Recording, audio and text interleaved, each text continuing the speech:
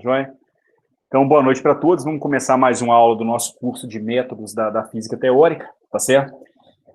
Vamos resolver dois probleminhas de aplicação do teorema de Green no plano, na primeira parte da aula. E, bom, eu espero que haja tempo para que na sequência a gente comece o próximo capítulo da nossa disciplina, que é o capítulo que vai versar sobre equações diferenciais. Eu vou focar bastante nesse capítulo sobre equações diferenciais, não sobre os métodos usuais de solução de equações diferenciais.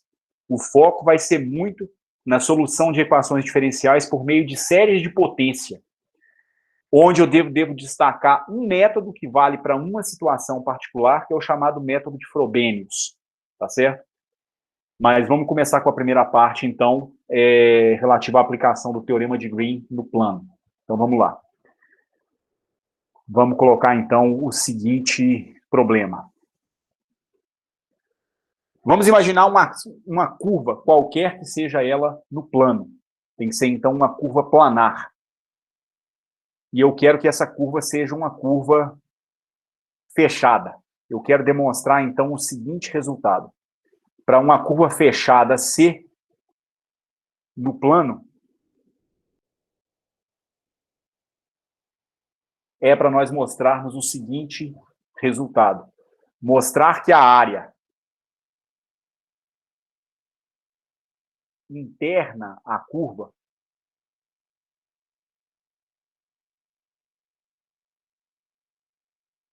é dada pela seguinte relação. Então, nós estamos nos referindo a isso aqui. Digamos que você tenha um plano x e y, e nesse nosso plano XY nós temos uma curva, como esta aqui. Então pode ser qualquer o formato da minha curva, nós não estamos colocando nenhuma restrição com relação ao formato da curva, não. Ok? O que nós queremos com o resultado a partir do teorema de Green no plano é calcular a área no interior dessa curva. Então a gente quer mostrar que a área no interior dessa curva aqui, qualquer que seja o formato dela, ela pode ser dada sempre pela seguinte relação. Então, essa região interna aqui para mim, ela tem uma certa área A, e nós queremos mostrar que essa área A, ela pode ser dada pelo seguinte resultado. Meio da integral de linha, num contorno fechado, da variável x integrada em y, menos a variável y integrada em x. Então, qualquer região planar, delimitada por uma curva fechada, tem uma área que pode ser calculada com base nesse resultado. É um resultado muito forte, porque ele lhe permite calcular a área de qualquer região plana, desde que você saiba escrever o x em função do y e, por consequência, o y em função do x. Ou, se você souber escrever x e y em função de um mesmo parâmetro. Então, o próximo problema vai ser uma aplicação desse resultado. A gente vai utilizar uma determinada parametrização e, com essa parametrização, a gente vai conseguir calcular a área de uma curva bem importante.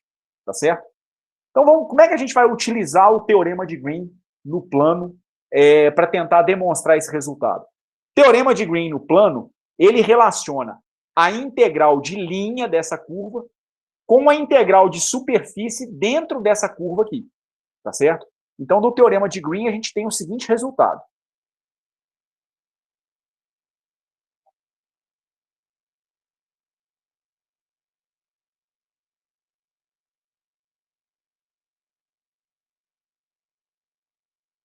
Nós temos o seguinte. A integral num contorno fechado de uma função p que dependa de x e y, integrada em x, mais uma segunda função q, dependente de x e y, integrada em y, ela é igual a uma integral dentro da superfície que é limitada por essa área, da derivada de Q em relação a x, menos a derivada de P em relação a y, e aí, por ser uma integral de superfície, né, uma integral de área, você precisa de um elemento de área. Isso aqui, então, vai ser dado por dx vezes dy. Tá certo? Então, nós estamos relacionando a integral desse campo vetorial ao longo dessa curva com a integral dessa diferença de derivadas parciais dentro dessa região. E eu quero mostrar, a partir desse resultado, que a área no interior dessa região sempre poderia ser expressa em termos desse resultado. Não importa qual seja o formato da curva. Para qualquer curva, então, eu teria sempre o mesmo resultado. Ok? Ora, apenas lembrando, né, acho que é um comentário que é sempre válido, né? O lado esquerdo dessa relação, na verdade, expressa a integral de um campo vetorial. Então, nós estamos imaginando a existência de um campo vetorial, se eu pegar essa curva aqui, ó, nós estamos imaginando a existência de um campo vetorial nessa região, e aí nós teríamos um elemento de deslocamento em cima da curva, que é um dr, e em cada ponto da curva eu teria um certo campo vetorial f de x e y. Uma força, por exemplo, dependendo de coordenadas de posição e momento. O que essa integral do lado esquerdo reflete é uma integral do produto escalar desses dois vetores. Então, aqui, para mim, é como se eu estivesse fazendo o produto escalar de f de x e y com esse vetor deslocamento em cima da curva dr. Desde que você expresse o f de x e y como uma certa função p de x e y, ou seja, uma função que te dá a componente vetorial no eixo x ao longo do eixo da direção y, que é a função p, mais uma outra função q de x e y que atua ao longo da direção j. E isso faz o produto escalar com o seu dr, que pode ser decomposto em uma componente dx na direção y e uma outra componente dy na direção j. Então, aqui eu tenho dx na direção y mais dy na direção j. Notem, então, que o lado esquerdo sempre é resultado de um produto escalar. Então, nós estamos fazendo a integral num contorno fechado deste campo vetorial ao longo da curva que limita essa superfície. E quando você olha para esse lado esquerdo do teorema de Green, principalmente se você olhar num livro de cálculo, uma leitura mais desatenta não te permite entender o que, de fato, essa integral está significando. É a integral do produto escalar de um vetor ao longo de um elemento de linha, em cima de uma curva. E isso se traduz no teorema de Green no plano em uma integral de superfície, dessas derivadas parciais que nós temos aqui. Tá certo? Ora, como que a gente vai provar esse resultado, então? Como é que a gente vai provar que a área de qualquer curva plana pelo teorema de Green poderia ser expressa dessa maneira? É bastante engenhoso esse nosso problema. Eu tenho a minha função f de x e y como sendo p de x, y na direção y menos, mais q de x e y na direção j.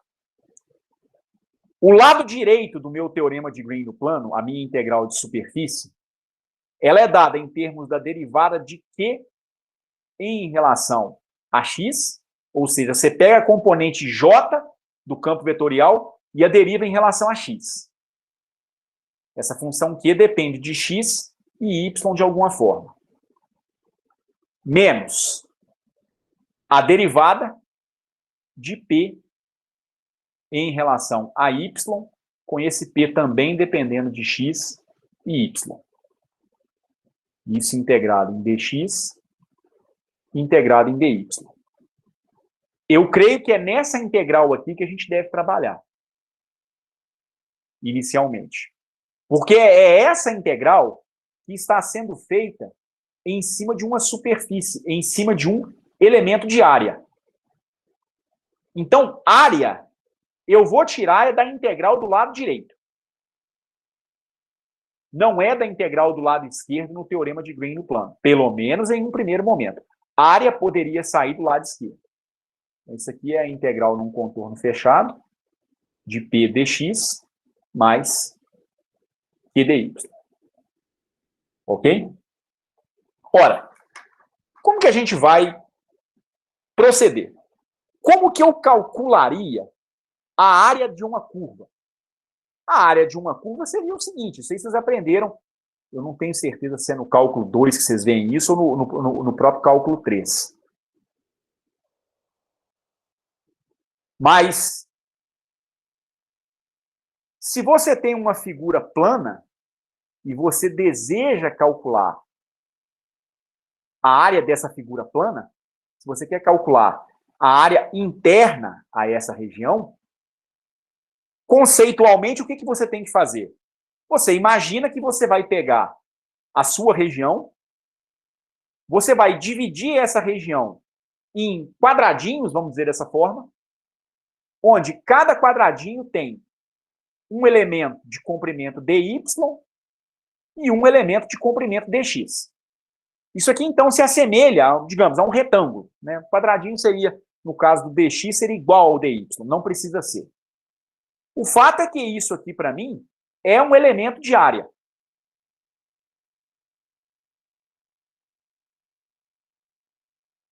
Um elemento de área, dA. É uma medida de área. Como é que esse dA vai ser escrito? Já que isso aqui é identificado como um retângulo, o seu dA seria o produto dessas duas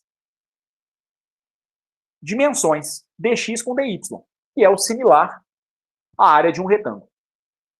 Então, dA é igual a dx vezes dy. Qual será, então, a sua área total? A área total é a soma das áreas individuais de cada retângulo. Eu vou chamar essa área de A. Essa soma aqui é uma soma de infinitésimos, então ela é uma soma que se converte em uma integral. Isso aqui, então, é uma integral de dA. O dA depende de duas variáveis. Integrar os elementos de área dA equivale, então, a fazer uma integral dupla. Uma integral em dx e uma integral em dy. Ou a integral iterada, né, de dx dy. A área seria dada dessa forma. A questão é, como é que eu vou chegar nesse resultado que mede a minha área a partir do teorema de Green no plano? O que fica evidente é que para eu poder chegar nesse resultado, esse coeficiente que acompanha o dx e o dy não pode valer qualquer coisa. Dx e dy tem que ter um valor bastante particular. É desejável que para que isso aqui, para que essa integral do lado esquerdo se converta na área da região planar, essa diferença de integrais tem que ser igual a quanto? Para que sobre apenas a integral dupla de dx e dy. Tem que dar 1 essa diferença? Esse coeficiente, ele tem que dar 1. É exatamente isso. Então, nós somos obrigados a exigir o seguinte.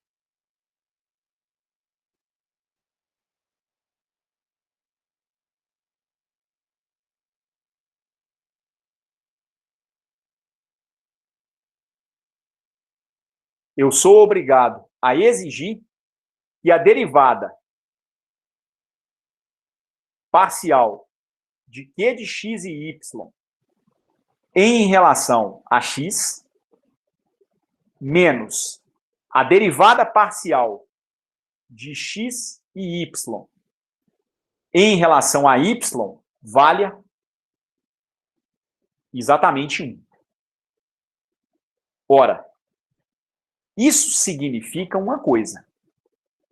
O Q de x e y e o P de x e y, as duas funções que você vai derivar, não podem ser funções quaisquer. Que não é qualquer função Q de x e y e qualquer função P de x e y, que quando derivadas e tomada essa diferença, vai te dar 1 como resultado. Todos concordam? Então eu deveria me perguntar o seguinte: quem podem ser as funções Q de x e y e P de x e y que satisfazem a essa relação aqui em cima?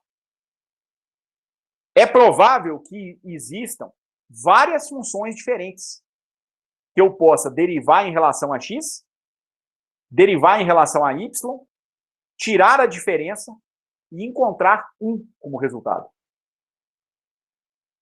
Convenhamos que isso é muito vago, né? Somente com base nisso, como é que eu escolheria quem pode ser o Q de x e y, quem pode ser o P de x e y? É muito vago, realmente. Reparem que, no final das contas, ao escolher Q, Q e P, essas duas funções dependentes de x e y, no final das contas, nós estamos dizendo que o campo vetorial que me dá uma integral de linha cuja medida é igual à área, ou proporcional à área, não é um campo vetorial qualquer. Não é qualquer campo vetorial que, quando integrado, me dá exatamente... quando eu faço a integral de linha desse campo vetorial, me dá um resultado que é exatamente igual à área dentro da curva, a curva ao longo da qual a integral de linha foi calculada. Ao escolher o P e o Q, você está escolhendo, na verdade, um campo vetorial. Um campo P de x e y, na direção I, com Q de x e y, na direção J. Escolher ou determinar quem são as funções P e Q que satisfazem a essa relação aqui, que tem que ser igual a 1, significa, em última instância, o campo vetorial cujo resultado, ao realizar uma integral de linha desse campo vetorial numa curva fechada, isso me dá uma área como resultado, me dá a medida da área. A bem, na verdade, vai me dar 2 vezes a área, né? E aí? Daí que nós não sabemos quem são essas funções, Q e P. O que eu sei é que elas têm que satisfazer a essa relação. Qual é o caminho natural? Pensar em funções que podem satisfazer a essa relação. É isso que a gente vai tentar fazer.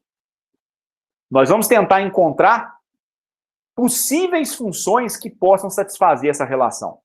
E aí é óbvio, uma vez que eu tenho uma liberdade muito grande para escolher essas duas funções, porque pode ser que existam várias funções diferentes que satisfaçam a essa relação aqui, eu não vou começar pensando em funções difíceis de serem derivadas. Eu não vou pensar no Q como sendo uma função do tipo arco-tangente. Eu não vou pensar no P como sendo o ln da secante da raiz de x3 mais y4. Não. Vamos pensar de maneira mais modesta. Vamos ser mais humildes. Uma possível combinação que eu poderia ter para satisfazer a esse resultado seria a seguinte. Digamos que nós façamos a seguinte escolha.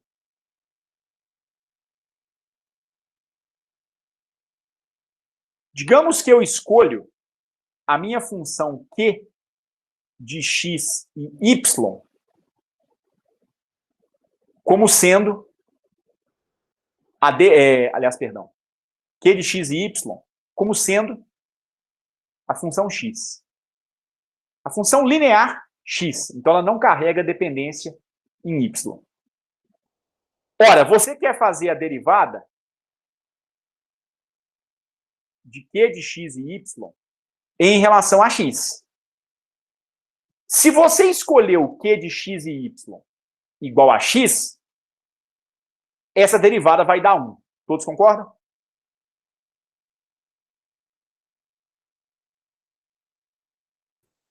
Sim.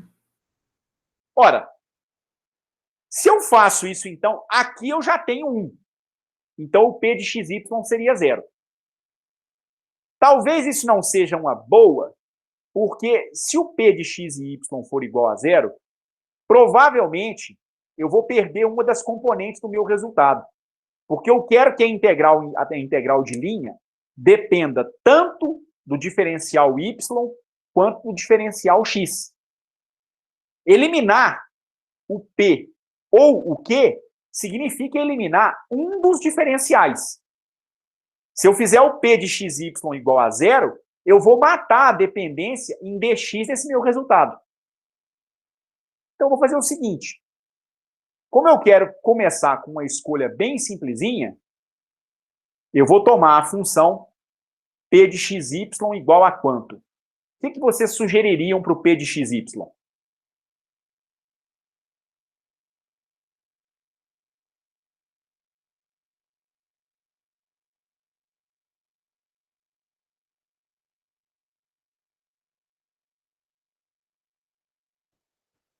Você não quer que seja 0, né? Então, Não quero que seja 0. Quadrado? Oi? Y ao quadrado? Mas se eu escolher o P de xy igual a y ao quadrado, Vitor, ao derivar P de x e y em relação a y, que é o que eu exijo no teorema de Green no plano, derivada de y2 vai me dar 2y. Entendeu? Sim. E aí eu ficaria com 1 menos 2y igual a 1. 1 cancela-se com 1. Você teria que isso aqui só seria verdade se a função y fosse nula. Verdade. Certo? Então, é o seguinte. Essa não foi uma boa escolha.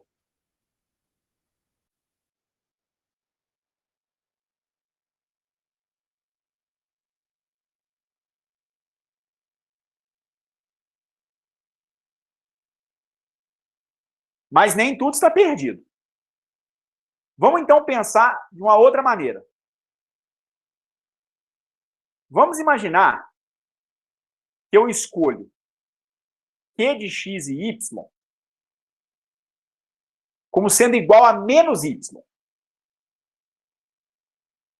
Se eu escolher Q de x e y como sendo menos y, aliás, perdão, é P que eu estou escolhendo, né?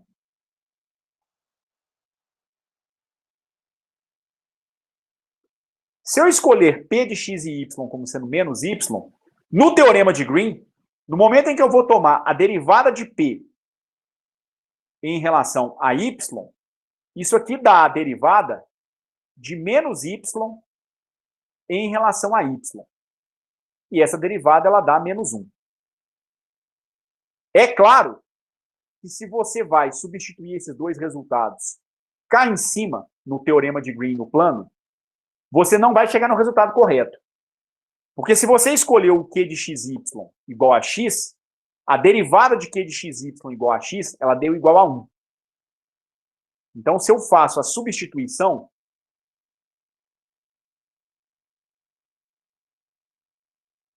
eu teria derivada de Q em relação a x menos a derivada de P em relação a y igual a 1. Derivada de Q em relação a x com a escolha que eu fiz, ela vai dar 1. Menos. Com a nova escolha que eu fiz, a derivada de P em relação a y, ela vai dar menos 1. E isso é igual a 1. Menos com menos mais 2 é igual a 1. 2 é igual a 1? Obviamente que não. Isso aqui é um absurdo. Só no mundo dos anti-vacina que isso aqui pode ser verdade. Então, o 2 não pode ser igual a 1. Mas essa escolha, ela me permite agora enxergar uma correção para as duas funções que eu construí, que vai me satisfazer a essa relação. A solução pode ser a seguinte. Se eu tomar a minha função Q de x e y como sendo igual a x sobre 2, E se eu tomar a minha função P de x e y como sendo igual a menos y dividido por 2, o que nós vamos ter? Aí vai dar uma coisa legal para a gente. Eu vou ter que ainda a derivada de Q em relação a x menos a derivada de P em relação a y tem que ser igual a 1. Aí eu fico com a derivada em relação a x de x sobre 2 menos a derivada em relação a y de menos y sobre 2 igual a 1. Derivada de x sobre 2 em relação a x é meio. Menos. Derivada de menos y sobre 2 em relação a y é menos meio. E isso é igual a 1. Menos com menos dá mais. Meio com meio é 1. 1 é igual a 1. Ok. Isso agora é verdadeiro. Então, isso significa que eu posso tomar o meu campo vetorial como sendo Q de x e y igual a y sobre 2, igual a y dividido por 2, e a minha função P de x e y, aliás, perdão, né, até o contrário. O Q de x e y vai ser x dividido por 2, e a minha função P de x e y, ela vai ser igual a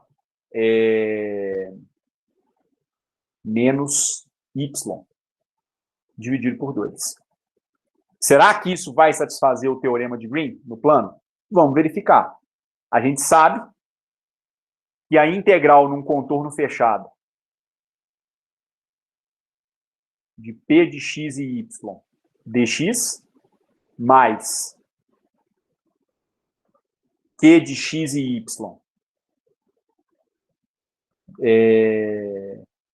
dy tem que ser igual à integral de superfície de derivada de Q em relação a x menos a derivada de P em relação a y. Isso aqui dá, é integrado, aliás, em dx e dy. Com as escolhas que eu fiz, eu ficaria com o seguinte.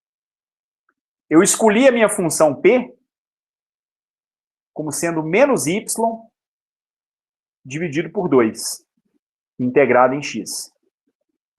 Escolhi a minha função Q como sendo x dividido por 2, integrado em y.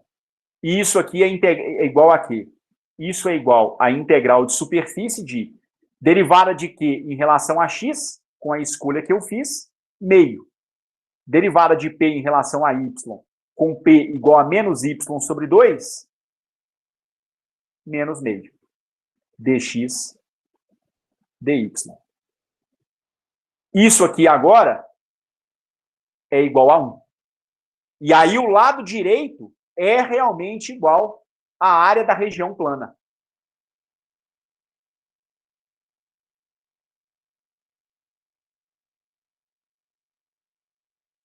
E aí, com isso, eu estou mostrando que a área realmente dá meio da integral num contorno fechado, numa curva plana, de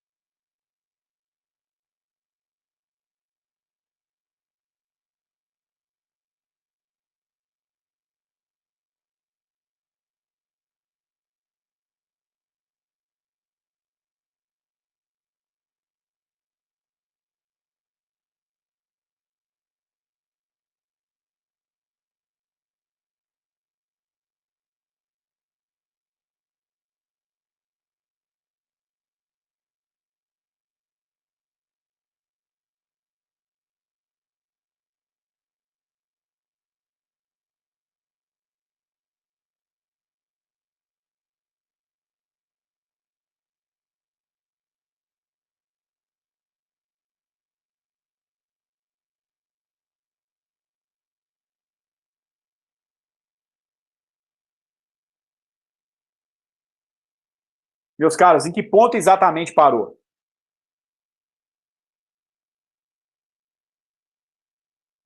Estava acabando de escrever o que está aí dentro desse retângulo que você acabou de circular. Esse retângulo que eu que eu circundei, é o retângulo que representa o resultado que a gente queria chegar. Então, isso é um resultado geral. Está dizendo para nós que qualquer área plana, numa curva fechada, poderia ser calculada por meio dessa relação. Uma integral de contorno de x em termos de y, menos a integral de contorno de y em função de x. Tá certo? O comentário que eu estava fazendo era o seguinte: apesar da área poder ser de qualquer curva plana, não quer dizer que no teorema de Green, o campo vetorial que te dá esse resultado é qualquer um. De fato, não é. O campo vetorial que foi integrado para que a gente possa obter esse resultado não é qualquer.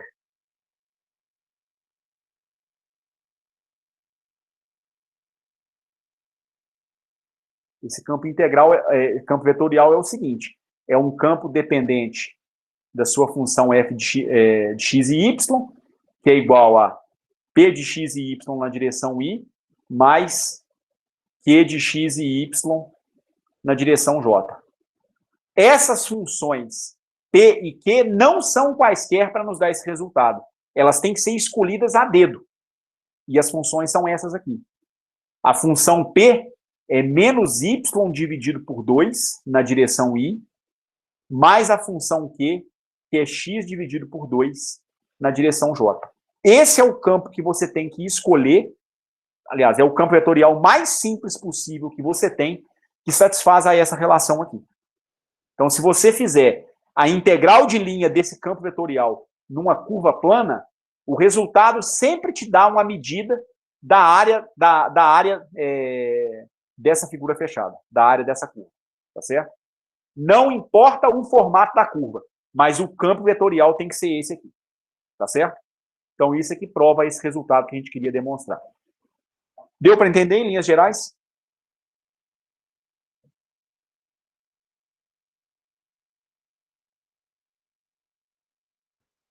Eu sim.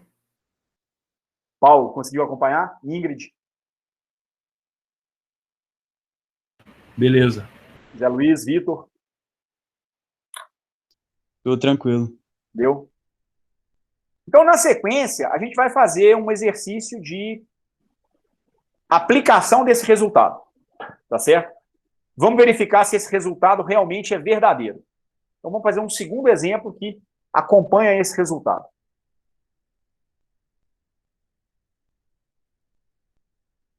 Esse exemplo diz é o seguinte: usar o resultado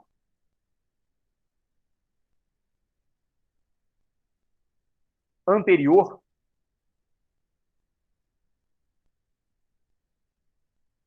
para encontrar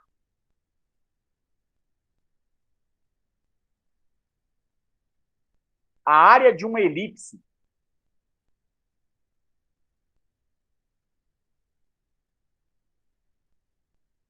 com semi-eixos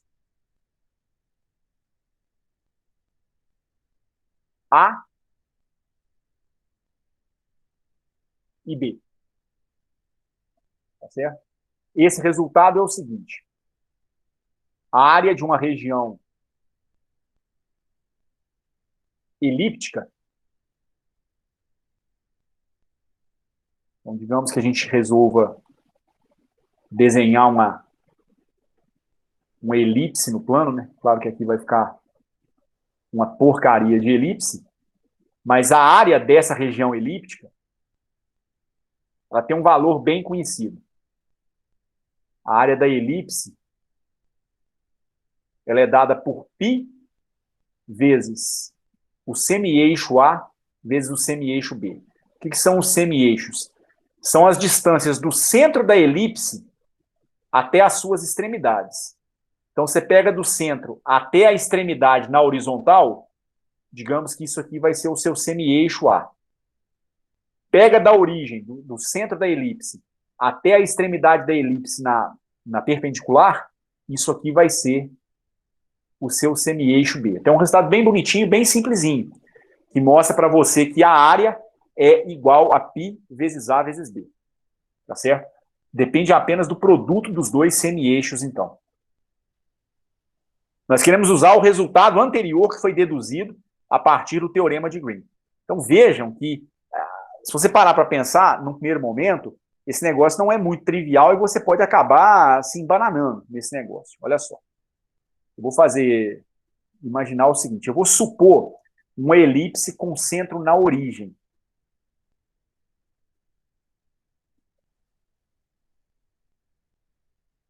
Porque, no final das contas, não importa aonde a elipse está.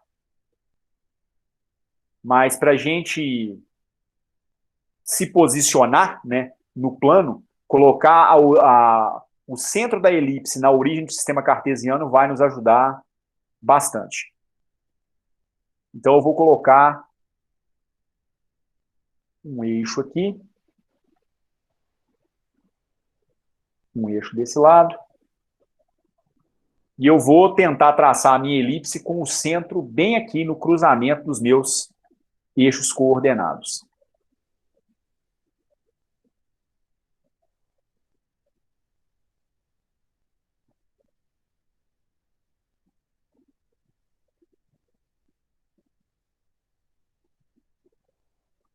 Pronto. Está aqui a minha elipse.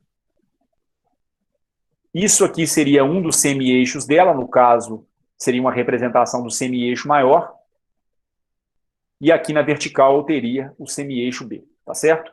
Então eu quero mostrar que a área dentro dessa região aqui, dentro da nossa elipse, é igual a π vezes A vezes B. Π vezes o produto dos dois semi-eixos. Ora, o resultado que a gente vai utilizar é o resultado que a gente obteve anteriormente.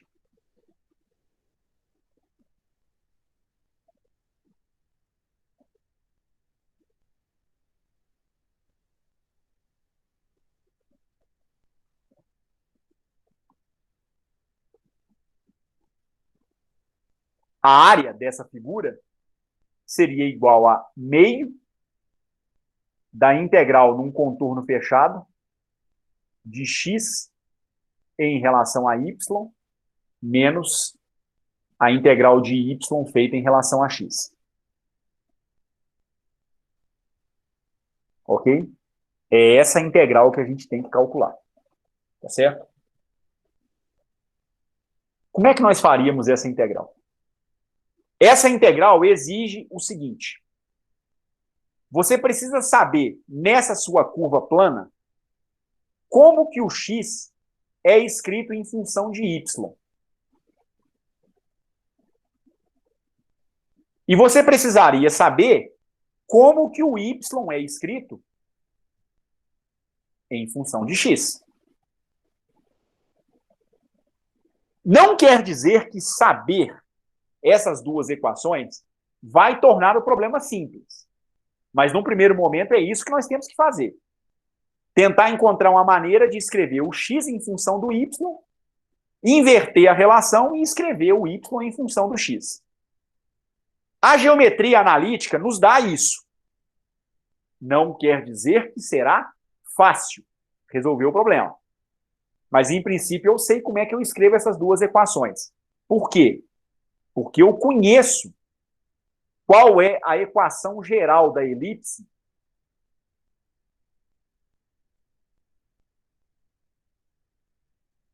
com centro na origem.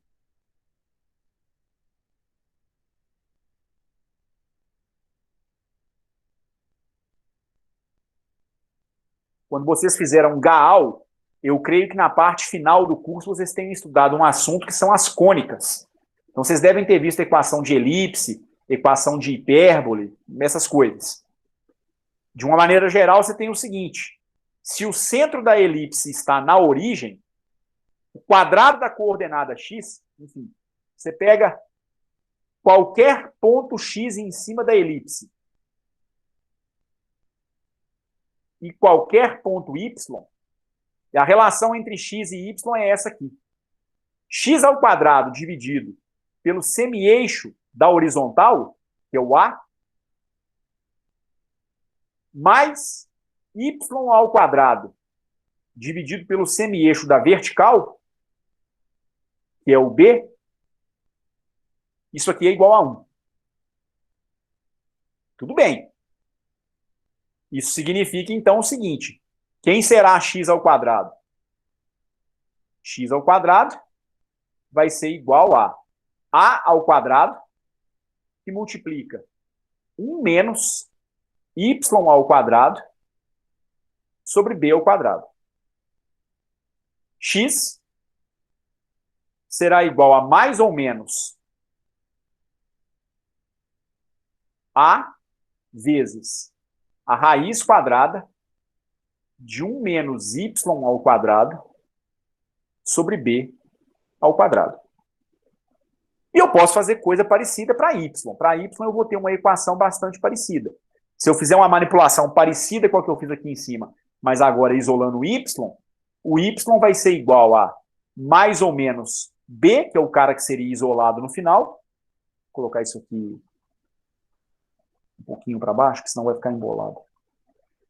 O nosso y vai ser igual a mais ou menos b vezes a raiz quadrada de 1 menos x ao quadrado dividido por b ao quadrado. Pronto. Eu tenho y parametrizado em função de x e aqui em cima eu tenho x parametrizado em função de y. Se a área da sua região plana é meio da integral de contorno de x em relação a y menos y dx, bastaria, em tese, eu substituir, né?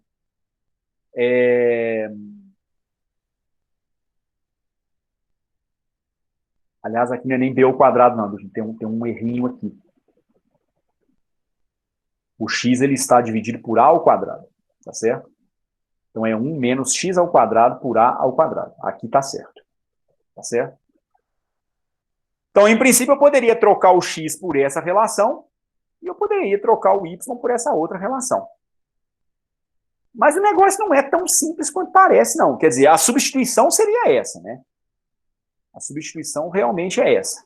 Meio da integral de contorno de a sobre b, que multiplica raiz quadrada de b2 menos y2 dy menos o y. Então, aqui vem a integral de contorno de novo, né? E aí vem meio de b sobre a raiz quadrada de a2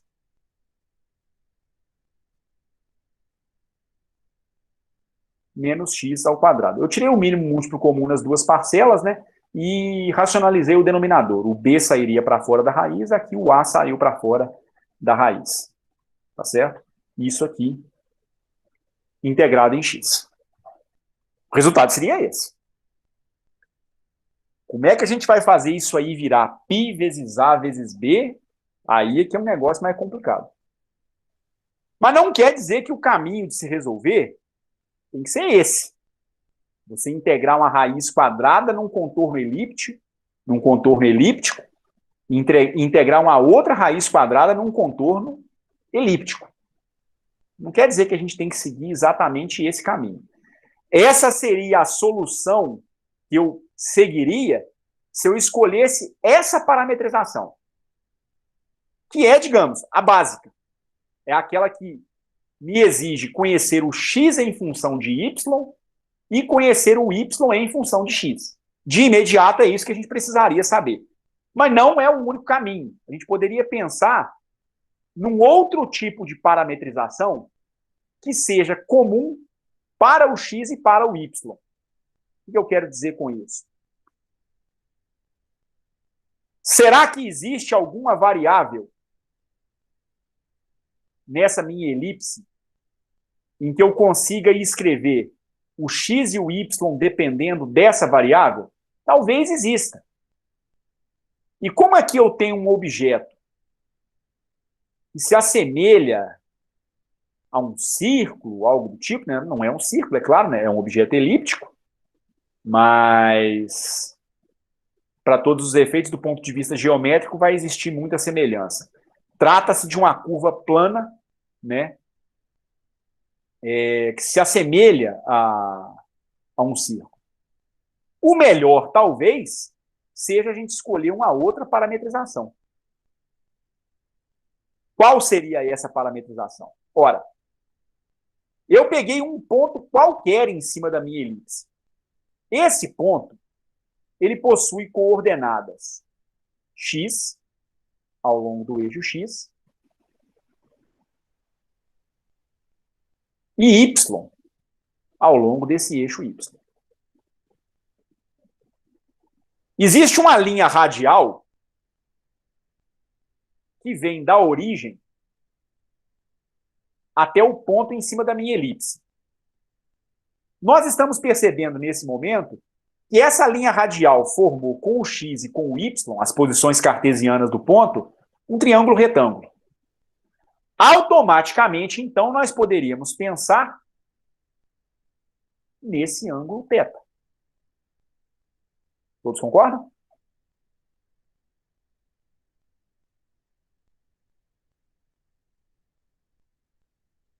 Sim, gente? Sim. Eu pergunto para vocês, então, não sei se vocês viram isso lá em Gaal ou lá em Cálculo 3.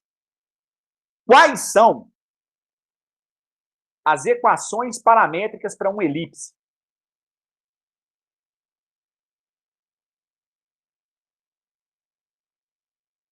Em coordenadas polares.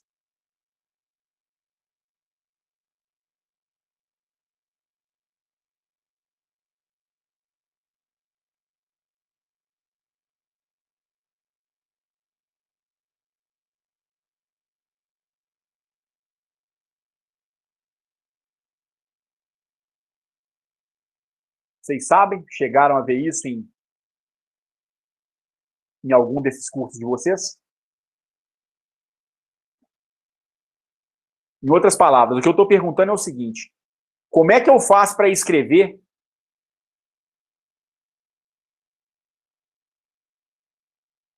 o x e o y em termos de θ?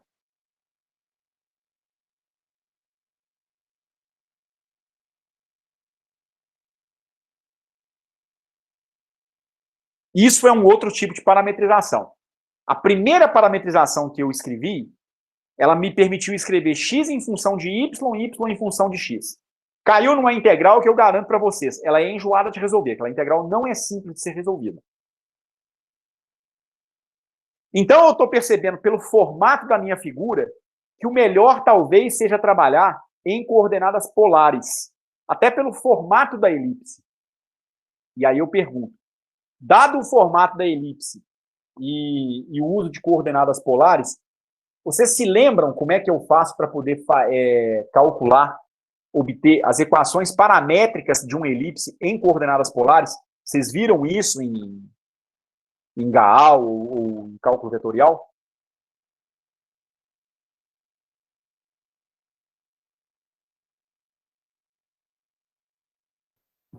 O x ele seria R cosseno θ ou não é dessa maneira que era para pensar? Num primeiro momento, sim. No primeiro momento, sim. Só que existe um problema, Vitor, que é o seguinte: esse R, ele é variável. Sim. Entendeu? Porque se você pegar o ponto nessa posição, o R teria esse valor aqui. Mas se você pegar o ponto nessa posição, a distância radial não é a mesma, porque a elipse ela é ovalada. Entendi. Então o raio dela não é uniforme.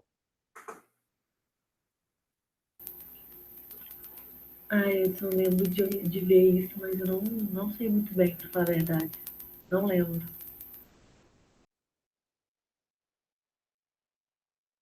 Alguém mais quer comentar alguma coisa?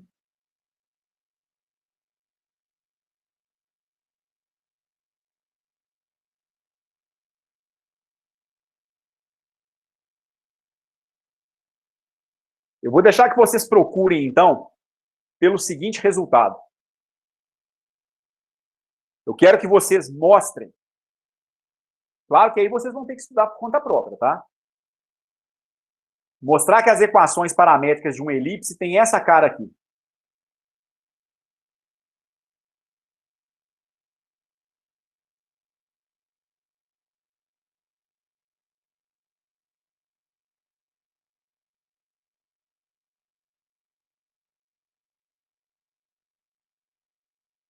Qualquer ponto x é igual a vezes seno de θ. É o semi-eixo maior vezes o seno de θ. Qualquer ponto y é igual ao semi-eixo da vertical, que é o b, vezes o seno de θ. Então, Vitor, as equações paramétricas para a elipse, elas não dependem da distância radial. Elas dependem do comprimento dos semi-eixos. Quando você tem uma elipse perfeita, ou seja, um círculo, aí o A é igual ao B, e vão ser coincidentes com o raio do círculo. Mas essas são as equações paramétricas que vocês têm que procurar. Eu vou dar uma dica para vocês. Basicamente, o que é feito para você encontrar a equação paramétrica é a seguinte. Então, aqui cabe um parêntese, uma observação.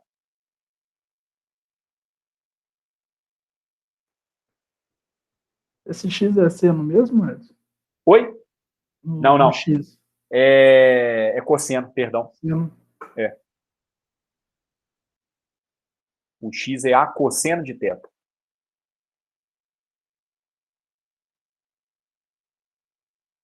E o y é b seno de θ. Lembra muito o que você faz na trigonometria do círculo. Lembra muito. Aquilo que é feito na trigonometria do círculo. Só que é diferente porque, no final das contas, você não está trabalhando num círculo, está trabalhando numa elipse. Aí as equações saem parametrizadas em função dos semi-eixos e não em função da distância radial, que não ajuda muito, como eu tentei te mostrar, porque essa distância radial ela é variável em todos os pontos da elipse. Tá certo? Coincidirá com a distância radial no caso do A ser igual ao B. Mas aí, se o A é igual a B, o achatamento da elipse, que a gente chama de excentricidade, é igual a 1. A excentricidade é o B dividido por A, é o semi-eixo menor pelo maior. Mostra o quanto a elipse é alongada. Se ela é um círculo perfeito, é porque o A é igual a B, por sua vez, é igual ao raio do círculo. Em linhas gerais, a obtenção das equações paramétricas é feita da seguinte maneira.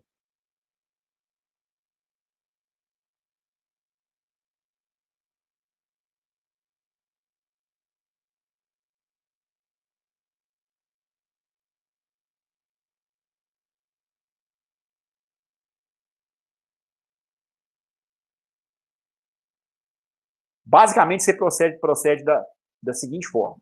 Vamos traçar a nossa elipse aqui outra vez. Então, aqui eu tenho a minha elipse. Traçar essa minha elipse em vermelho. E, ó, não vai ficar muito bom, não, porque se desenhar num quadro já não é lá muito fácil, para quem não tem muito trato com desenho, imagina numa mesa digitalizadora, que inclusive foi projetada para se desenhar, né? Mas eu não sou nenhum perito em desenho e eu tenho que admitir isso. Esse meu software, ele não tem alguma ferramenta para traçar círculos, né? Mas acho que vai dar para a gente se virar no final das contas. Então, aqui em vermelho está traçada a minha elipse, e aí você faz o seguinte, você vai pegar o semi-eixo maior da elipse.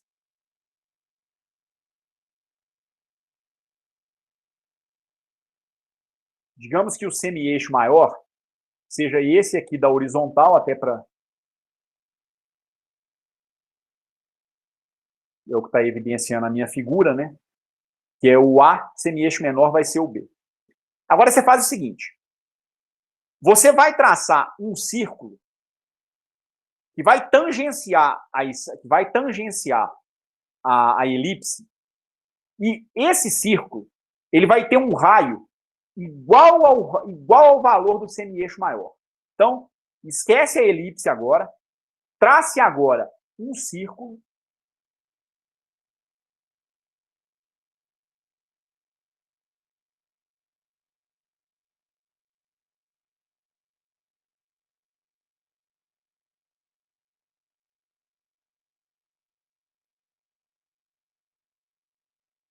Cujo raio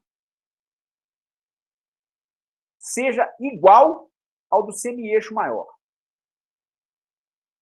Então, esse raio aqui mede A.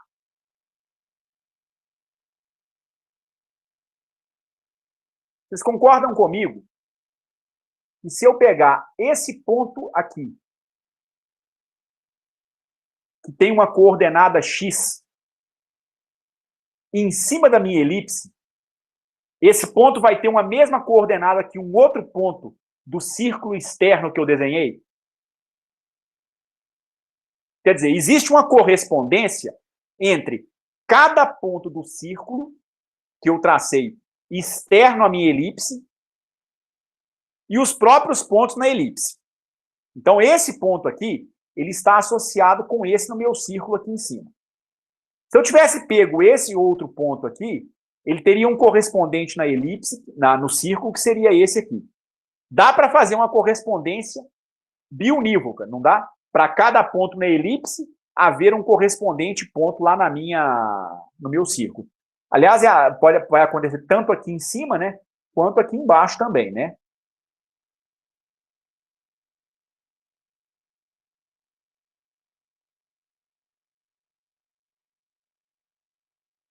Concordam, gente? Aham. Você não obtém as equações paramétricas da elipse na própria elipse. A sacada é essa.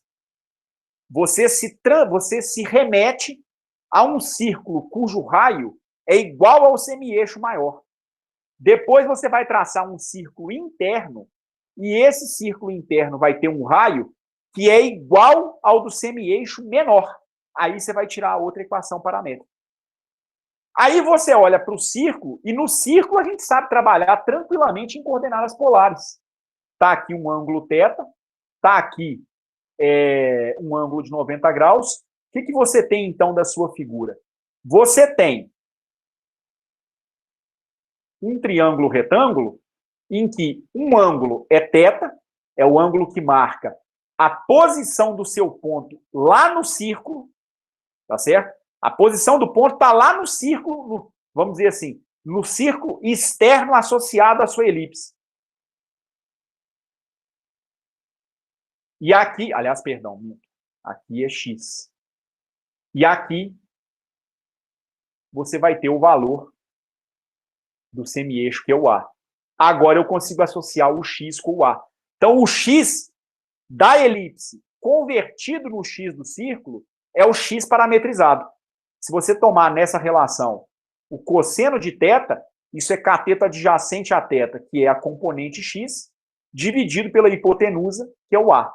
Daí o x é igual a A vezes cosseno de θ.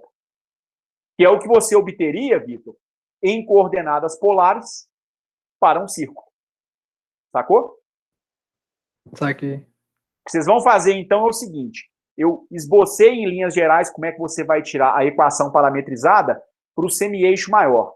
Façam o mesmo em casa para o semi-eixo menor. A diferença é que o círculo não deve ser traçado externamente à sua elipse, e sim internamente. Aí você vai ver que para o semi-eixo menor, você vai tirar a coordenada y. Você pode perceber que pegando o semi-eixo maior, o x é correspondente na elipse e no círculo. Mas o y não é o mesmo. O y para esse ponto aqui, ó, ele é diferente da coordenada y para esse outro ponto do lado de cá. Por isso que eu tenho que pensar num outro círculo. Então, eu quero que vocês tentem obter agora a equação paramétrica para o y, mas façam isso em casa. Essa equação paramétrica deu para entender em linhas gerais? Qual que é o procedimento?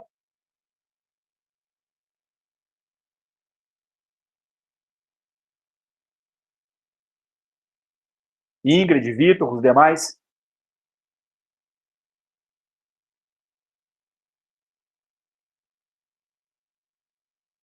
Travou, gente? Vocês estão aí?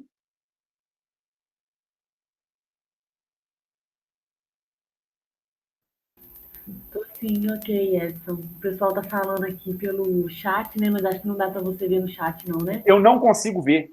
A minha tela tampa o chat todo. E eu tô aqui com a imagem da mesa digitalizadora. Como eu não ouvi ruído nenhum, eu achei que tinha travado de novo. Beleza. O Vitor Erivelto, o Vitor Augusto, todo mundo disse que sim. E o Vitor Erivelto disse que se ele usar o áudio, a internet dele cai. Tá. Então, agora eu obtenho a equação paramétrica para y como uma função de θ. Isso aí é uma tarefinha para vocês pensarem e fazerem em casa. Tá bom? Mas eu já deixo a resposta. O y vai ser b seno de θ.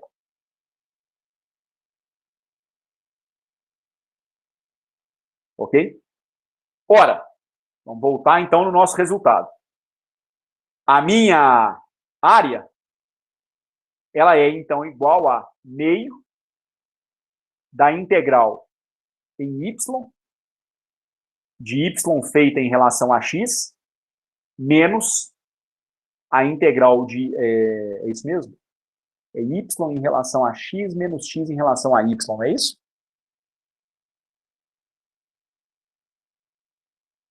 O Y que carrega o sinal de menos. Tá certo. Tá trocado.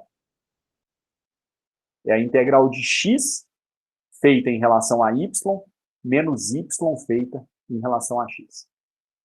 Vocês vão perceber que a equação que vai resultar agora é muito mais tranquila. Com a parametrização circular que a gente arrumou, o x, então, é igual a cosseno de θ. O y é igual a b vezes seno de θ. A vantagem da parametrização em curvas que lembram um círculo, trabalhar com coordenadas polares, é você poder eliminar alguma quantidade de variáveis. Então, vejam que, originalmente, eu tenho duas variáveis, e essa parametrização vai me permitir escrever tudo em termos de uma variável só. Por isso que é vantajoso pensar em qual parametrização pode ser mais eficiente para o seu trabalho. Tá certo? Mas não adianta apenas encontrar as novas variáveis no novo parâmetro. Também preciso escrever os novos elementos de integração. Então, eu tenho um dx a ser encontrado e eu tenho um dy a ser encontrado. Dx vai ser a derivada de x em relação a θ multiplicada pelo elemento angular dθ. Eu vou trocar um dx em termos de um dθ. O x é a cosseno de θ, então você faz a derivada em relação a θ de a cosseno de θ dθ. Então, a derivada em θ de a cosseno de θ é a que multiplica menos seno de θ dθ. Ou menos a seno de θ.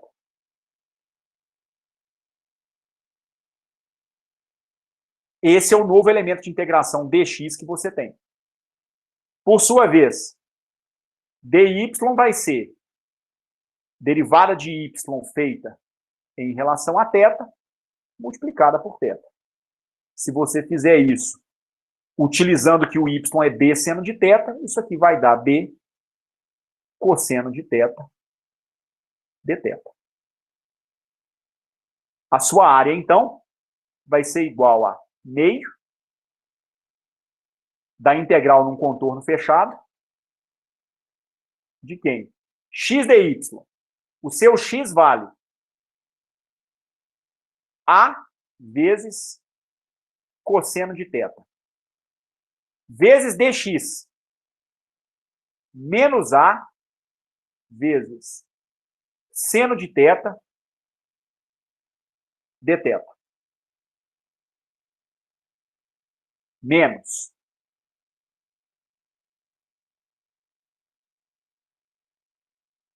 o seu y integrado em x. Ô, Edson, Oi. é x vezes dy, não? Ah, essa tá certo. É x dy menos y dx. Então, esse aqui é o seu x e o seu dy é b cosseno de θ dθ. Menos o y, que é b seno de θ,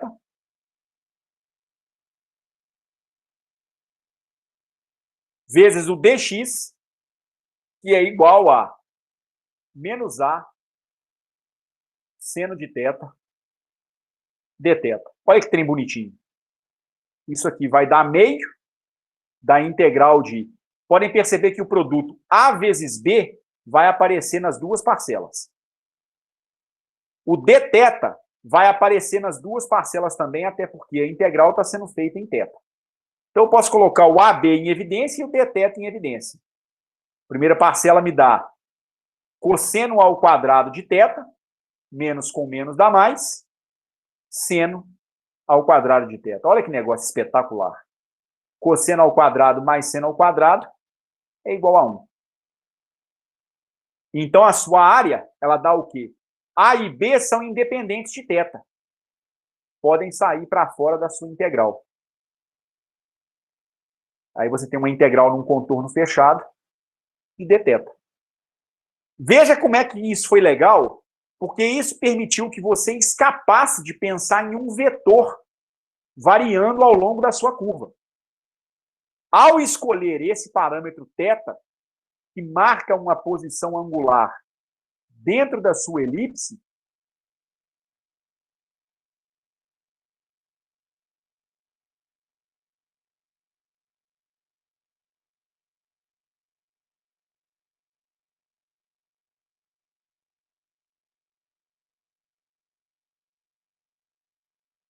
aliás, pensando naquele círculo que eu tinha colocado, né, acho que vale a pena traçar esse círculo de novo.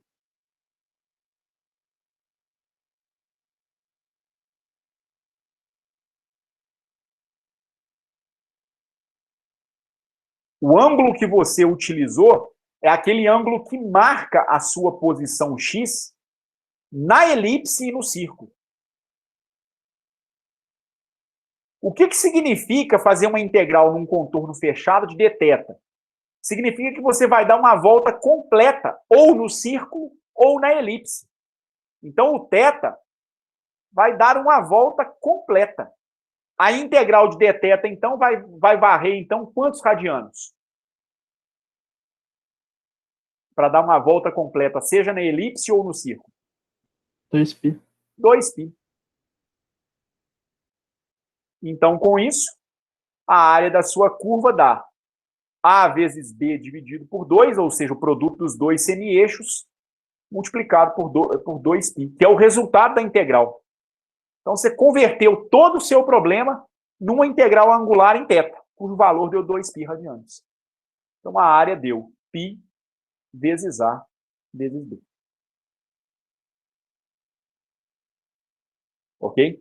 É assim que a gente prova esse resultado. Esse resultado reforçou o resultado que nós encontramos originalmente, né? Que é o fato de que a área de uma curva planar pode ser dada em termos dessa integral de contorno. Mas a gente sempre tem que tomar cuidado ao resolver uma integral de caminho, pelo seguinte: é sempre importante pensar em qual parametrização é a mais adequada para o seu tipo de curva.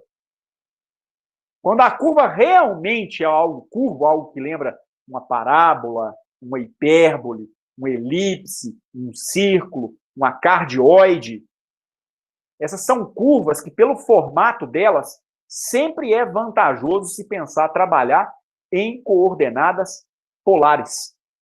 Sempre. No caso da elipse, tem essa sutileza. A maneira como você vai encontrar as equações paramétricas das coordenadas na elipse em função do ângulo θ. O θ não marca a posição angular dentro da elipse. Você vai pensar num círculo com o semi-eixo maior, depois você vai pensar num círculo com o semi-eixo menor, tá certo? Para tirar os dois, tirar as duas equações paramétricas. E aí a melhor maneira de resolver essa integral não foi escrevendo o x em função de y e nem o y em função de x. Nós escolhemos uma terceira variável para, em termos dela, escrevermos o x, o y, o dx e o dy. E isso simplificou bastante o cálculo da nossa integral. Tudo bem?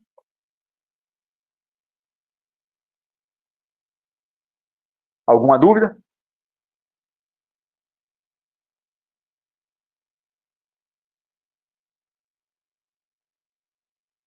Não. Tranquilo.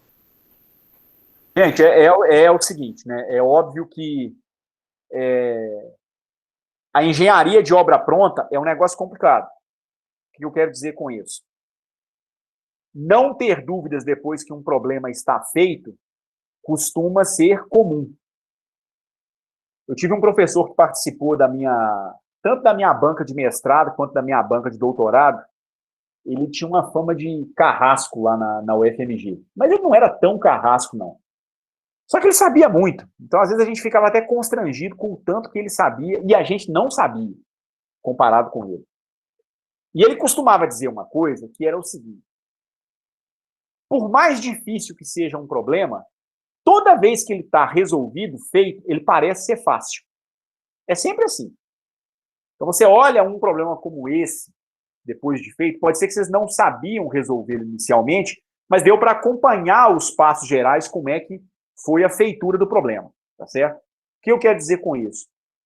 A apropriação de determinado conhecimento, ela precisa de exemplos como esse, mas ela depende fundamentalmente do trabalho de vocês. Então, não relaxem. Vamos começar a trabalhar nas listas de exercício, entendeu? Nos livros que a gente tem aí na bibliografia, porque é aí que as dificuldades realmente vão começar a aparecer, as dúvidas realmente vão começar a aparecer, tá certo? Então, comece a trabalhar nas listas, por favor, para a gente não ficar muito enrolado no final. Tá joia? Podemos dar sequência? Pode sim, né? Beleza. Então é o seguinte, eu vou começar a partir de agora com um novo tema, tá certo?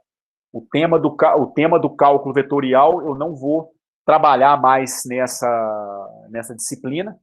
A partir de agora a gente vai começar a trabalhar com um outro capítulo do Butkov, que é o capítulo sobre equações diferenciais ordinárias.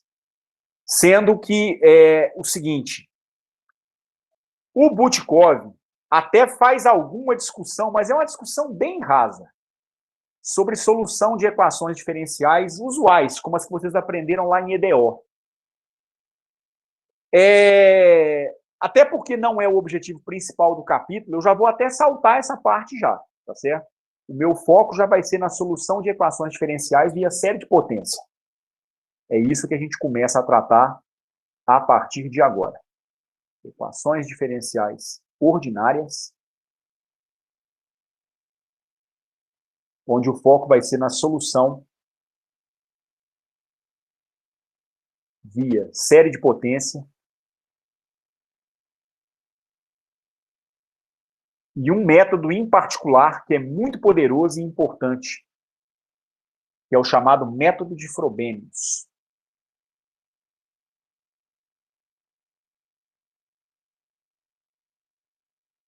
Esse é o nosso foco na disciplina a partir de agora. Tá certo? Olha só. Por que a gente precisa ou deve ter alguma habilidade com a solução de equações diferenciais via séries de potência? Ocorre que existem muitas equações diferenciais que não possuem solução analítica. O que eu chamo de solução analítica, ou vou chamar de solução analítica em determinados momentos, são aquelas soluções que podem ser escritas na forma de uma equação.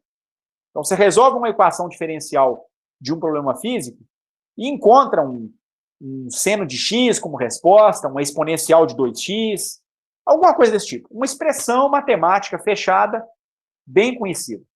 Não é toda a equação diferencial que possui soluções dessa natureza. E, às vezes, dependendo da equação diferencial, mesmo que ela tenha solução analítica, às vezes é mais fácil obter a sua solução em série de potência do que a solução analítica, tá certo? Por isso que é bom pegar algum traquejo com isso. Vocês chegaram a ver soluções em série de potência no curso de EDO de vocês?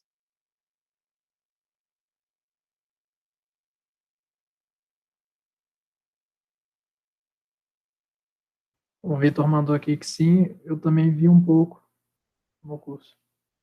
Chegaram, então, não sei se todos, mas parece que alguns têm algum traquejo com solução via série de potência.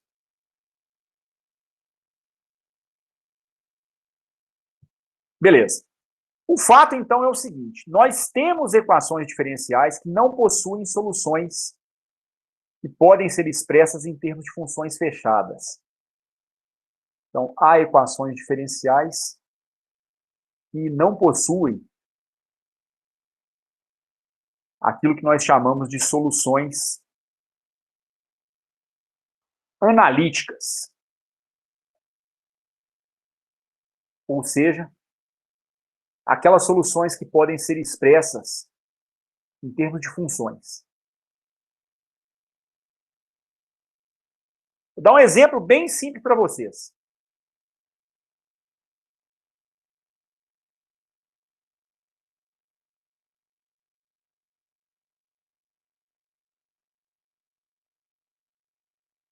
Peguem essa equação diferencial aqui. Derivada segunda de y em relação a x mais x vezes y igual a zero. É uma equação diferencial de segunda ordem. Ela é até aparentemente simples, e ela não é uma equação diferencial muito complicada mesmo. E essa equação diferencial não existe solução analítica para ela. Não existe solução para ela na forma de uma função fechadinha, certo?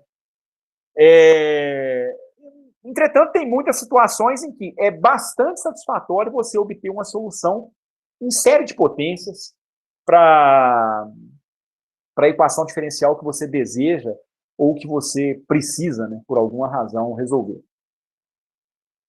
Na física, a gente tem muito interesse em soluções de equações diferenciais de segunda ordem.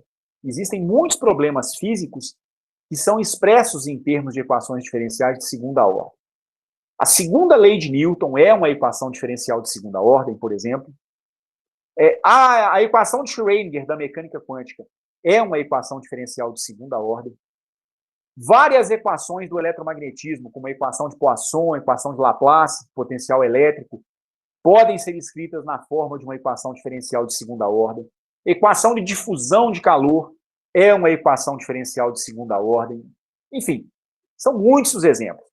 Então, a gente vai trabalhar, não vou dizer que quase que exclusivamente, mas quase exclusivamente, a gente vai tentar trabalhar com exemplos voltados para EDOs de segunda ordem, tá certo? Então, aqui apenas um comentário, que é o seguinte: entretanto, é comum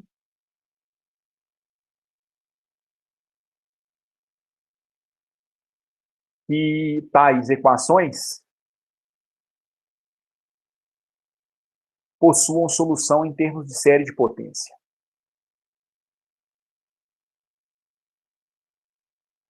E isso, por si só, já é satisfatório.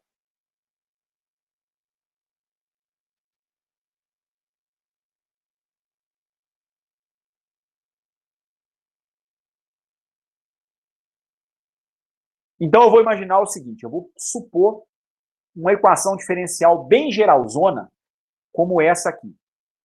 Vou imaginar essa equação diferencial de segunda ordem.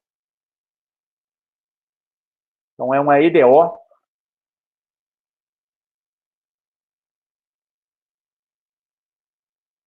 de segunda ordem.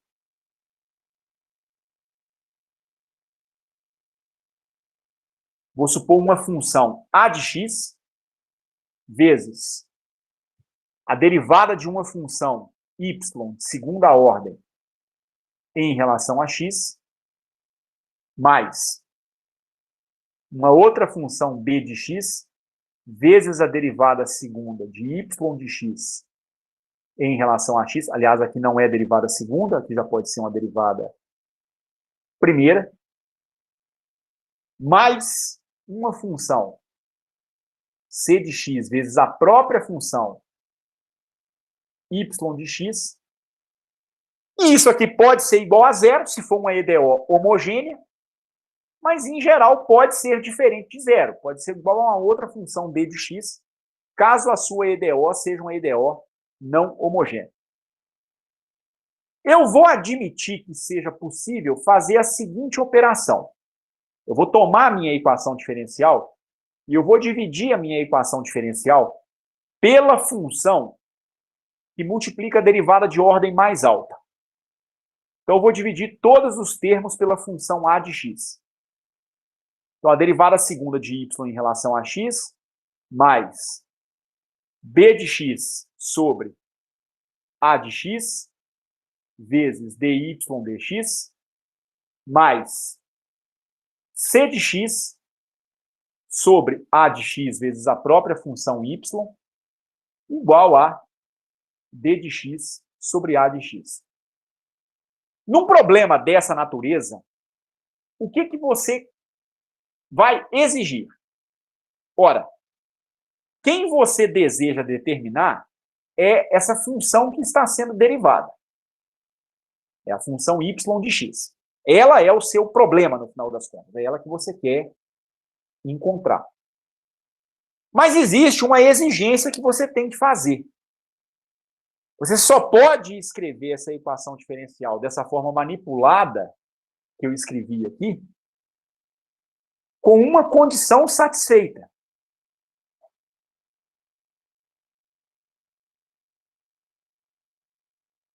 Essa função a de x, no ponto, no local em que você vai resolver a sua EDO em série de potência, ou qualquer seja o método, ela não pode ser igual a zero. Então, existe essa restrição forte. Essa função não pode se anular. Quando você fala uma solução em série de potência, você não está obtendo uma solução completa. Você está obtendo uma solução em diferentes valores de x. Só que você está querendo dizer que o x não pode ser tal que essa função a seja zero. A razão é óbvia. Não existe divisão por zero. Mas mais do que isso, caso a função seja zero em algum local, você vai matar o termo de segunda derivada.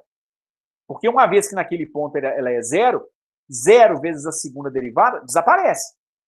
Então a sua equação não é uma equação diferencial de segunda ordem. Ela seria uma equação diferencial de primeira ordem. E aí os métodos são outros. Tá certo? São outros métodos para se resolver. Podem ter similaridades, mas de maneira geral a solução ela vai ser diferente.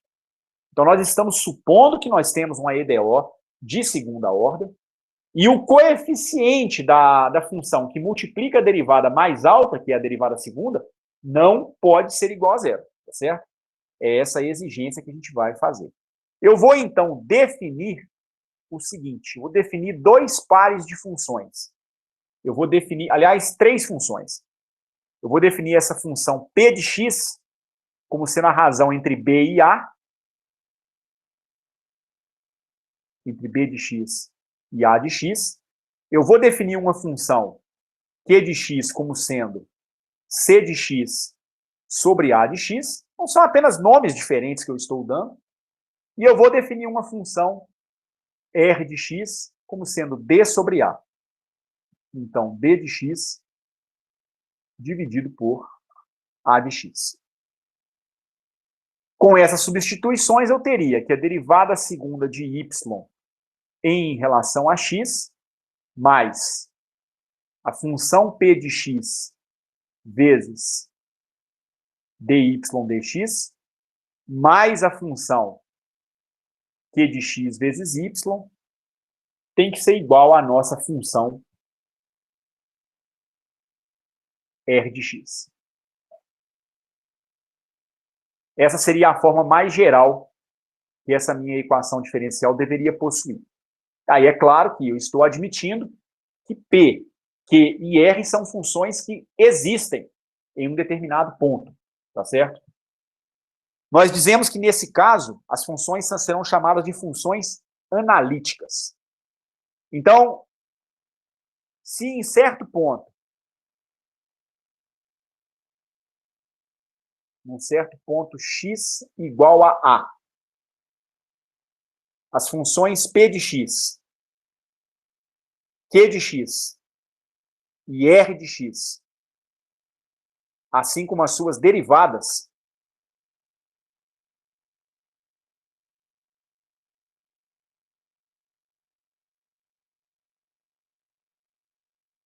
se essas funções existem, elas vão ser chamadas de funções analíticas naquele ponto.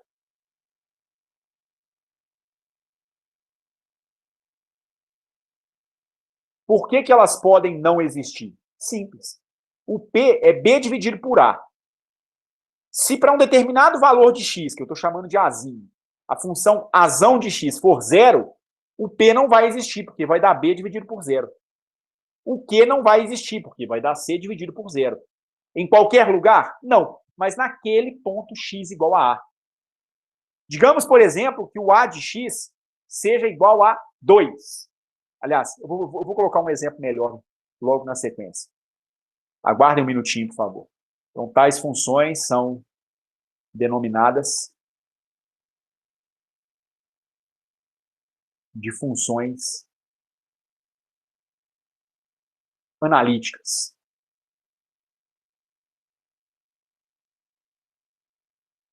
Exemplo. Digamos que você tem a seguinte equação diferencial.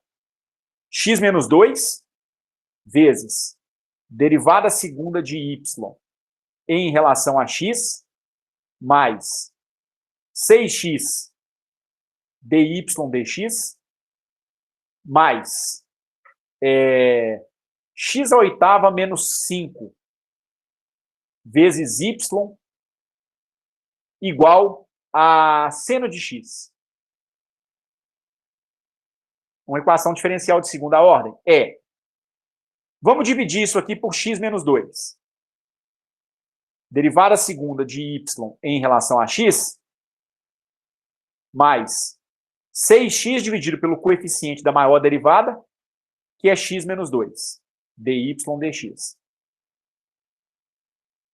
Mais x à oitava menos 5 sobre x menos 2, vezes y. Isso é igual a seno de x dividido por x menos 2. Nesse meu caso, P de x é igual a 6x sobre x menos 2. Q de x é x à oitava menos 5 dividido por x menos 2. R de x é igual a seno de x sobre x menos 2. Dá para obter uma solução via série de potência dessa equação diferencial em série de potências? Dá. Se essas funções P, Q e R existirem em determinado ponto. Mas elas são bem definidas em x igual a 2? Dá para eu calcular o P de 2, o Q de 2 ou o R de 2? Não. Não dá. Então, essas funções, elas não são analíticas em x igual a 2. Nós temos o que a gente chama de uma singularidade em x igual a 2. O que significa uma singularidade? Um ponto singular, num primeiro momento, é um ponto onde uma função tende para infinito. Então, em x igual a 2, o P de 2 vai tender para infinito, o Q de 2 vai tender para infinito, o R de 2 também vai tender para infinito. X igual a 2, então, é o que a gente chama de um ponto singular.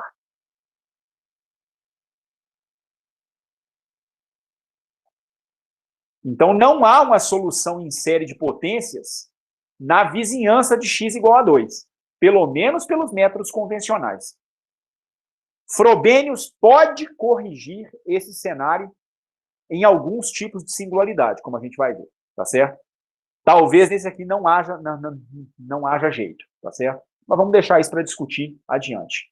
Então, ponto singular, que a gente vai falar bastante agora em diante, Um ponto é chamado de singular quando ele é um ponto onde uma função tende para infinito. Ela explode naquele ponto. Tá certo? Então, na vizinhança, nas proximidades de x igual a 2, P de x tende para infinito. Ela explode. O mesmo valendo para Q, o mesmo valendo para R.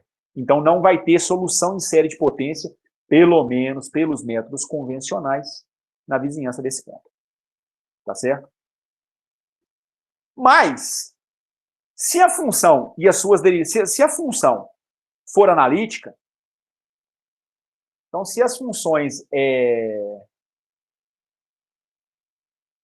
se a função y de x existe, pode ser que ela não exista, pode ser que a equação diferencial não tenha solução. Mas se o y de x existe, e se ela é analítica em x igual a A,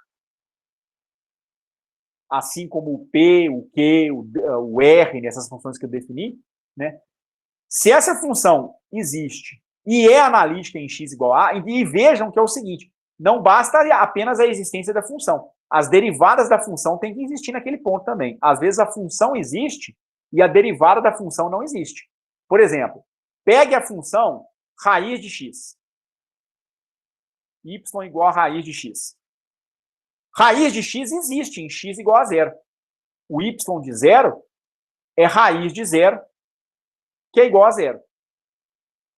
Mas se você calcular a derivada de y de x em relação a x, essa derivada ela dá 1 sobre 2 vezes raiz de x. Existe derivada para função y igual a raiz de x, então, se o x for igual a 0? Não. Não existe. E se você calcular a segunda derivada, digamos que você tem uma equação diferencial que dê isso como resposta, alguma coisa assim, isso aqui daria, sei lá, x elevado a menos meio, isso aqui vai dar menos 1/4 sobre x elevado a 3 meios, algo assim. A derivada segunda seria definida em x igual a 0? Continua não sendo. E isso vai acontecer com as derivadas de ordem superior, só vai piorar. Mas como eu estou pensando no contexto de equações diferenciais de segunda ordem, a derivada segunda já me basta. Então não adianta pensar apenas na existência da função. A função precisa existir em determinado ponto, mas as suas derivadas também têm que existir para que a equação diferencial seja válida, para que ela exista. Tá certo? Então, assim como eu exijo a existência da função que eu quero encontrar, num primeiro momento eu também tenho que exigir a existência das suas derivadas. Mas, dado que ela existe, supondo que ela existe, eu posso escrever uma solução em série de potência.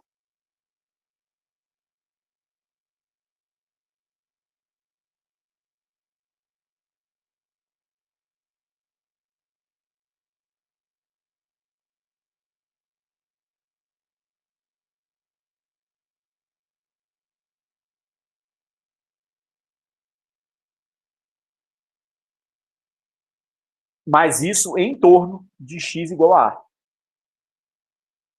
Ou seja, você resolve uma equação diferencial em série de potências pontualmente ao longo da sua curva. Então, por exemplo, digamos que a sua curva seja essa aqui. Digamos que o seu ponto x igual a A seja esse aqui. Aqui seria a sua função y em função da coordenada x. Quando eu falo em encontrar a solução em torno de um ponto, eu estou falando na vizinhança daquele ponto. Então eu pergunto, qual será o comportamento da solução aqui, próximo desse ponto x igual a A? A cara da solução não vai ser válida em qualquer lugar, não. Ela é válida na vizinhança desse ponto que eu estou escolhendo. Se eu escolher aqui um outro ponto, digamos, A', a solução em torno desse ponto A', se existir, será diferente da solução nesse ponto aqui. Tá certo? Então, em cada ponto, você pode ter uma solução diferente. Essa que é a filosofia da solução de EDOs via série de potência. Afirmar que você pode ter uma solução em série de potência nessa região significa dizer o seguinte: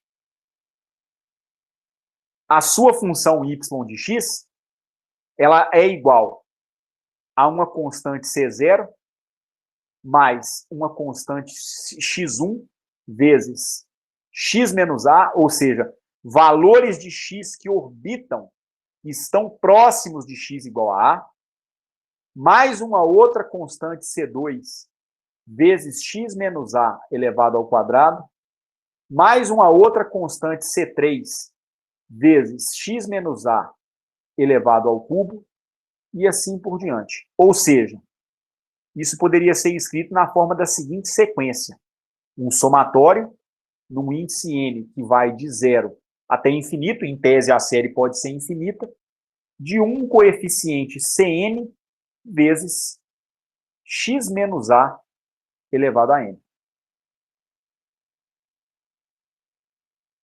De que série nós estamos falando? Pode ser uma série de Taylor. Essa série aqui pode ser uma série de Taylor. Quer dizer que vai ser uma série de Taylor? Não, porque vai depender da maneira como os coeficientes são encontrados.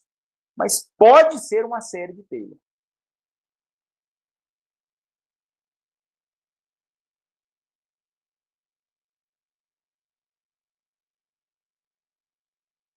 Então, na expressão de uma solução em série de potências de uma equação diferencial, o que nós vamos tentar encontrar?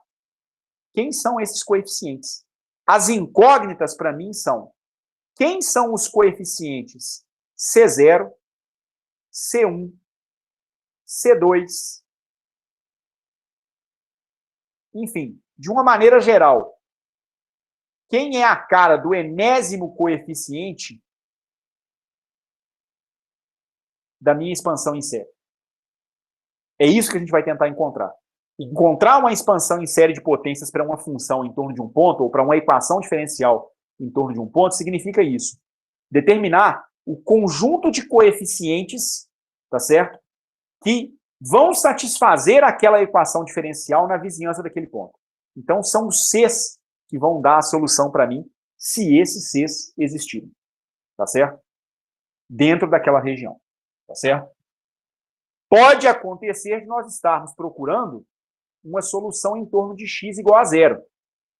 Nesse caso, é o A que vai valer 0. Então, se o A for 0, então, nesse caso, eu tenho uma solução em torno da origem, o que é muito comum a gente tentar encontrar.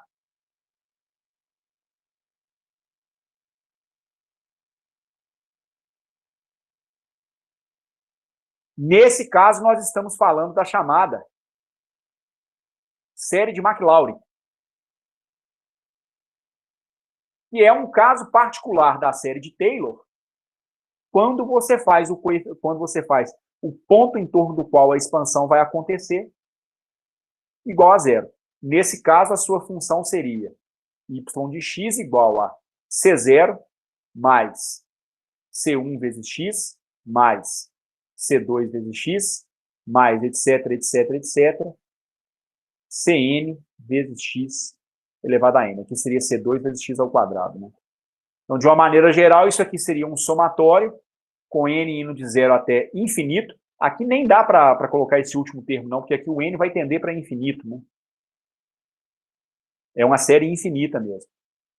De Cn vezes x elevado a n. É a cara geral que a sua série possui, caso a expansão esteja sendo feita, a solução esteja sendo obtida em torno de x igual a 0. Nesse caso, a gente está obtendo, né, a chamada série de Maclaurin para essa sua solução, tá certo? Bem, vou fazer o seguinte. Eu vou colocar apenas um enunciado de um exemplo, eu vou encerrar nesse momento, tá certo? Na próxima aula, a gente vai começar resolvendo um exemplo que é muito comum, um exemplo que nós não precisaríamos de uma solução via série de potência, que é a solução de uma equação diferencial muito simples, que dá para resolver até intuitivamente, mesmo sem saber quase nada de EDO, tá certo? Que é a equação diferencial que rege o oscilador harmônico simples, basicamente, tá certo? Mas a gente vai tentar resolver essa equação diferencial via série de potência para recordar o método e verificar como que o método funciona, tá certo? Vai ser, então, o começo da nossa aula. É uma parte importante, vai ser um exemplo importante, porque, apesar de simples, todos os ingredientes essenciais da solução de série de potência vão ser abordados nesse exemplo simples. Ao invés de pensar, então, num exemplo mais complicado, vamos nos ater a como nós resolvemos uma EDO via série de potência sem pensar na complexidade da equação diferencial. Vamos tentar entender o método de uma maneira geral, tá certo? E aí, depois, a gente vai partir para a solução para aqueles cenários em que a gente vai tentar obter a solução da equação diferencial em torno de um local aonde o A de x pode ser zero, em torno de um local aonde a função não é exatamente analítica, tá certo? Aí, então, é onde vai entrar o chamado método de Frobenius, tá certo? Mas, para o momento, eu vou encerrar por aqui, tá certo? Estou interrompendo a gravação nesse instante. Na segunda-feira, a gente retoma esse assunto. Não garanto para vocês, se eu tiver tempo, eu até vou tentar fazer a gravação da solução dessa EDO para já deixar disponível para vocês. Mas eu estou apertado de coisa nesse final de semana.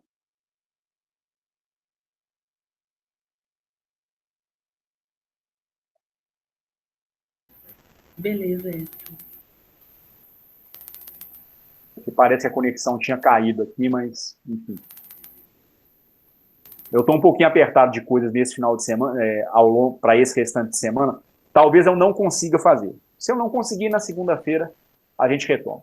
Então, interrompendo a gravação nesse instante. Beleza? Pessoal, 2 perguntas antes que vocês saiam correndo. Interrompa a gravação aí, meu filho. 2 perguntas antes que vocês saiam correndo. Seguinte. Como eu tenho